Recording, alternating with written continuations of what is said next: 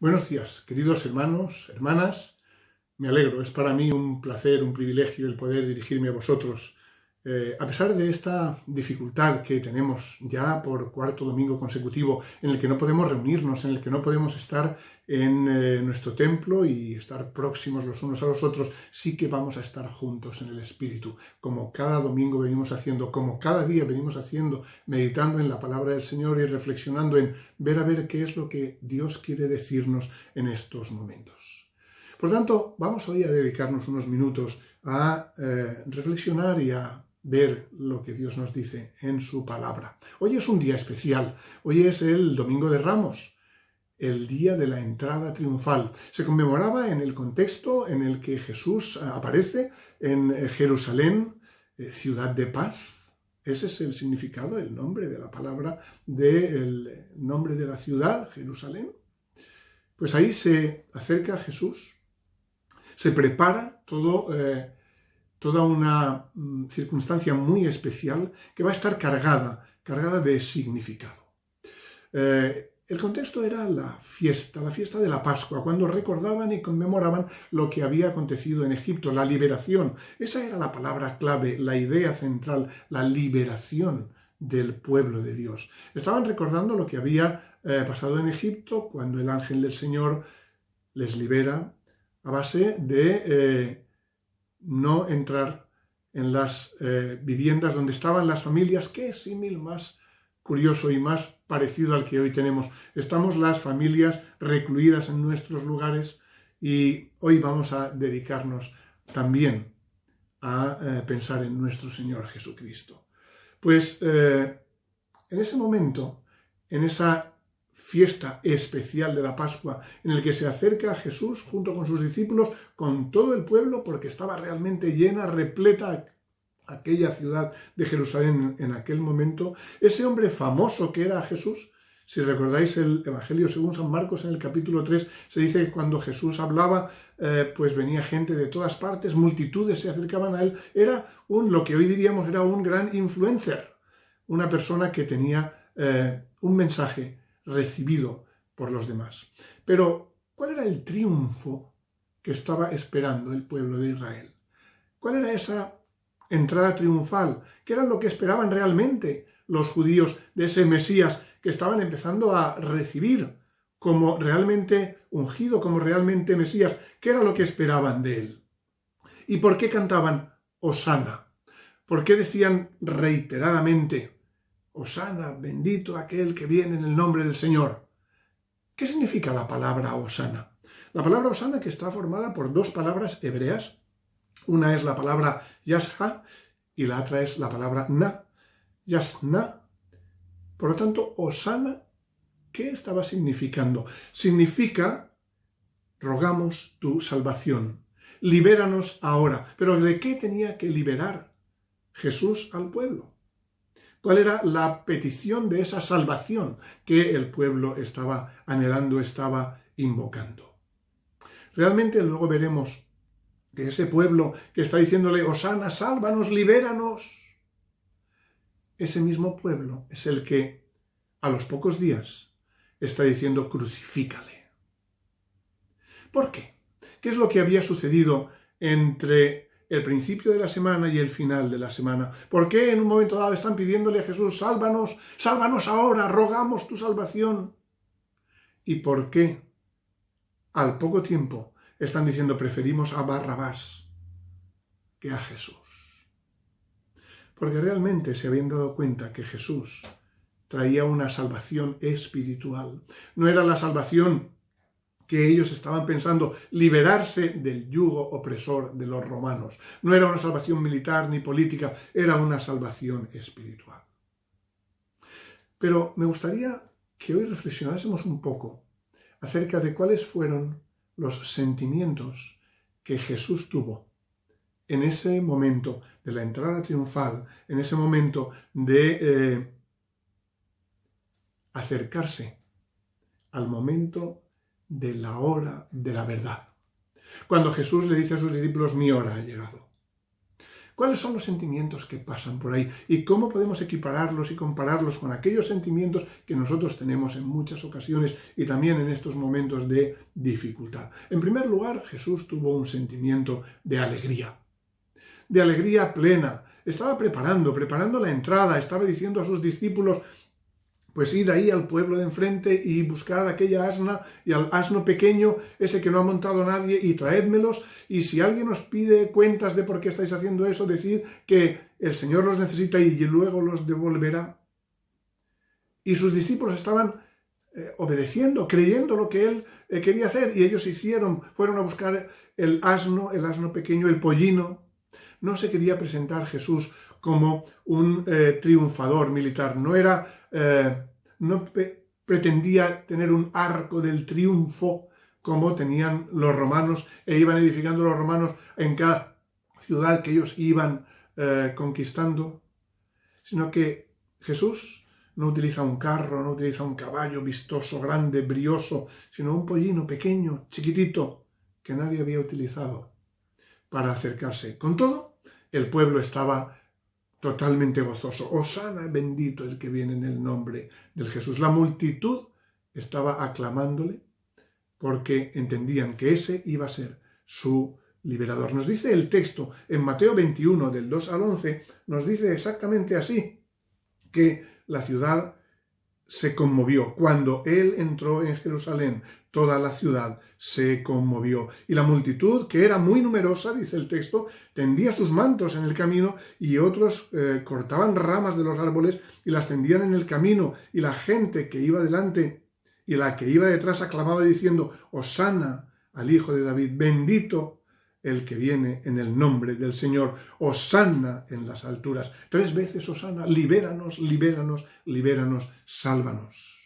Era un momento de alegría también para Jesús, porque realmente Él había venido a este mundo a salvarnos. El problema estaba en que el pueblo no conocía, no entendía exactamente en qué consistía esa salvación. El segundo sentimiento que Jesús tiene en esos pocos días, en esos poco tiempo en el que Jesús va a estar en esa fiesta de la Pascua, que va a convertirse realmente en la hora de su sacrificio y de su salvación, de su trabajo de salvación para nosotros, quiero decir, viene también un sentimiento de tristeza. Si nos vamos al Evangelio según San Lucas, en el capítulo 19, versículos 41 al 44, encontraremos los siguientes textos. Y cuando llegó cerca de la ciudad, al verla, lloró sobre ella, diciendo: oh, si también tú conocieses al menos en este tu día lo que es para tu paz, pero ahora está encubierto de tus ojos. Porque vendrán días sobre ti cuando tus enemigos te rodearán con vallado y te sitiarán, y por todas partes te estrecharán y te derribarán a tierra y a tus hijos dentro de ti, y no dejarán en ti piedra sobre piedra, por cuanto no conociste el tiempo de tu visitación.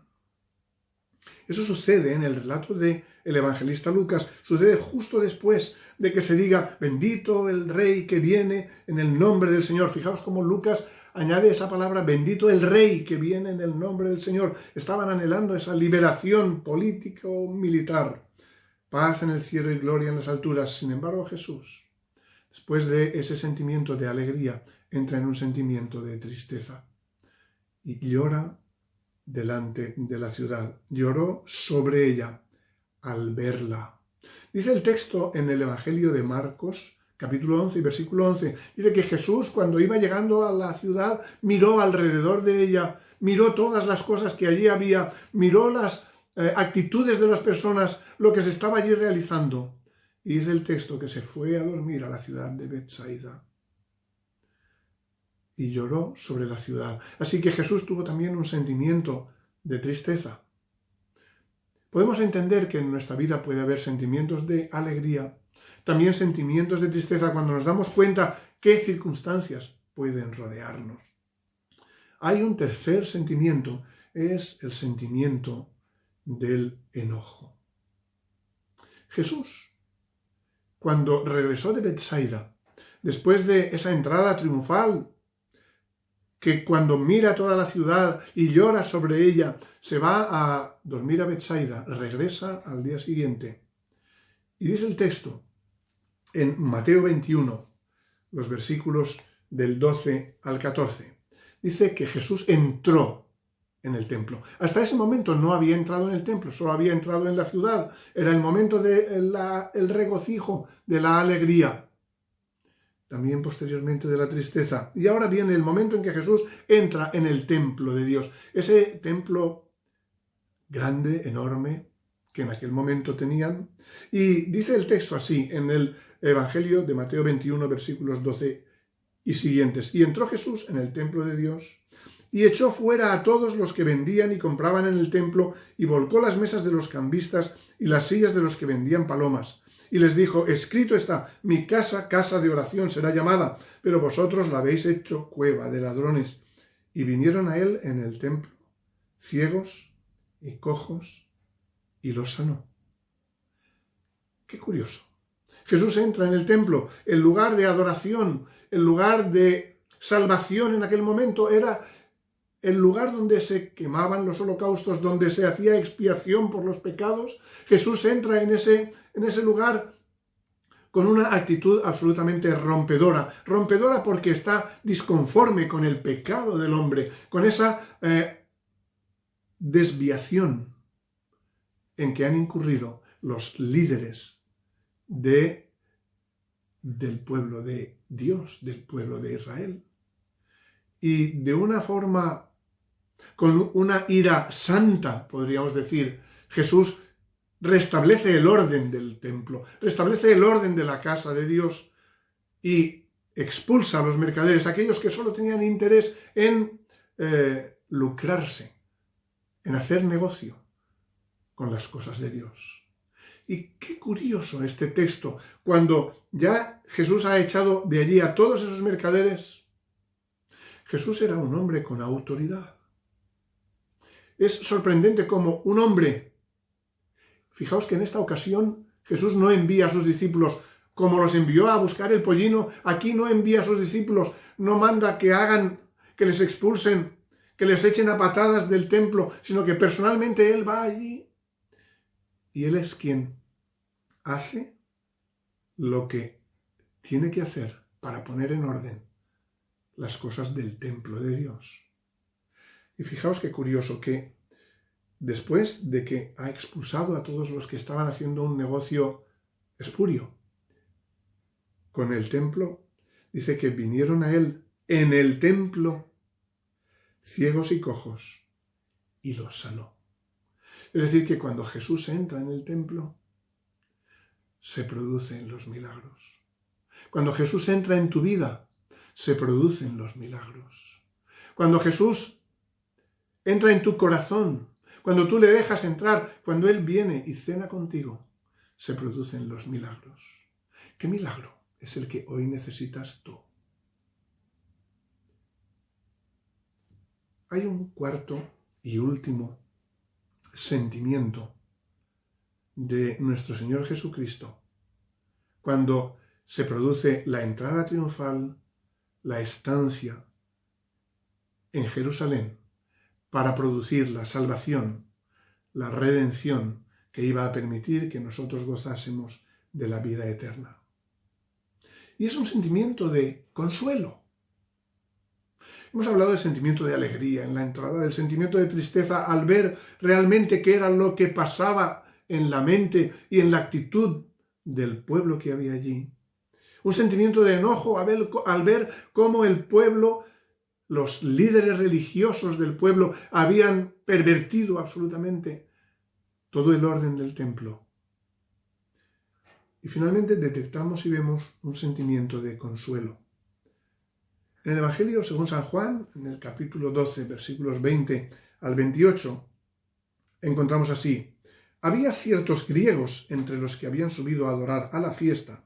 Estos pues se acercaron a Felipe, que era de Betsaida de Galilea, y le rogaron diciendo: Señor, quisiéramos ver a Jesús.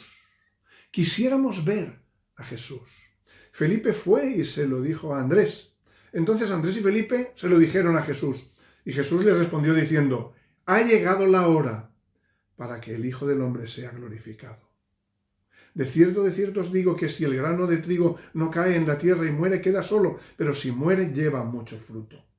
El que ama su vida la perderá, y el que aborrece su vida en este mundo, para vida eterna la guardará. Si alguno me sirve, sígame, y donde yo estuviere, allí también estará mi servidor. Si alguno me sirviere, mi Padre le honrará. Ahora está turbada mi alma. ¿Y qué diré? Padre, sálvame de esta hora. Mas para esto ha llegado esta hora. Padre, glorifica tu nombre. Entonces vino una voz del cielo, diciendo: lo he glorificado y lo glorificaré otra vez. Fijaos que estos personajes de la entrada triunfal, la estancia de Jesús en Jerusalén, son los menos relevantes, porque no pertenecen al pueblo, porque no pertenecen a los celebrantes de la fiesta de la Pascua, porque no están cantando Hosana pidiendo liberación y salvación. Son unos griegos que habían venido a la fiesta, no sé si a husmear, a ver qué es lo que pasaba allí. Pero estos griegos tenían una actitud, que fue la que indicaron a los apóstoles, a Andrés y a Felipe: quisiéramos ver a Jesús. ¿Quieres tú ver a Jesús en tu vida? ¿Quieres tú también ver a Jesús? Fijaos que esa palabra clave, quisiéramos ver a Jesús, es la que inicia ese sentimiento de consuelo, de alma reconfortada en nuestro Maestro. Esos griegos que querían ver a Jesús son los que desatan el mensaje de Jesucristo diciendo: mi hora ha llegado. Y Jesús acepta que los griegos vengan a Él, como Jesús acepta que todos nos acerquemos a Él. Esta situación especial de emergencia epidemiológica, este ataque del coronavirus C-19, que en algún momento tendremos que analizar si realmente tiene una carga espiritual, que yo creo sinceramente que la tiene. Este momento de gran dificultad es el que puede permitir que hablemos a otros la palabra de Dios. Que esos que son como griegos, personas que no participan del pueblo de Dios, que no están acercándose a la palabra, puedan tener esa idea de decir: quisiéramos ver a Jesús. ¿Qué es lo que tiene que decirnos este Jesús? Y Jesús entonces empieza a decir lo esencial de todo este pasaje que hoy estamos viendo, y es: mi hora ha llegado. Y no tengo que decir que mi alma está turbada. No tengo que decir que el Padre me tiene que salvar. Eso es lo que decía el pueblo: Hosana, sálvanos ahora. Jesús había venido a salvar, no a ser salvado. Y entonces llega el momento en el que Jesús se acerca al Padre y el Padre se acerca a Jesús.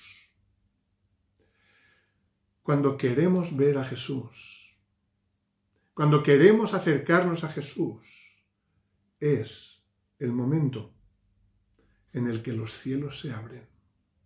En el que los cielos se abren para derramar esas bendiciones. Dice el texto que entonces vino una voz del cielo, diciendo: lo he glorificado y lo glorificaré otra vez. Hoy las puertas del cielo, las ventanas del cielo se abren para que recibamos la gloria de Dios. Dios quiere seguir estando con nosotros. Si nosotros queremos ver a Jesús, si nosotros seguimos queriendo ver al Padre, si nosotros queremos seguir estando con nuestro Señor, Dios abre las ventanas y las puertas del cielo y glorificará a su Hijo y nos ayudará a alabar la grandeza de su gloria. ¿Quieres ver hoy a Jesús? Sin duda que Él tiene para ti un mensaje. Ponte en oración, arrodíllate delante del Señor. Ahora, en estos momentos en los que pasamos tantos tiempos en casa, tantas horas, arrodíllate delante del Señor. acércate a su rostro y pregúntale qué quiere Él de ti.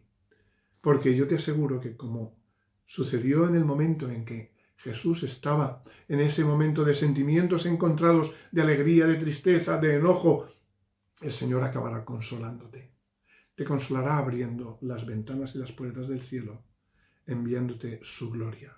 Que Dios te bendiga en estos momentos de dificultad y siempre. Sea honrado y bendecido su nombre. Amén.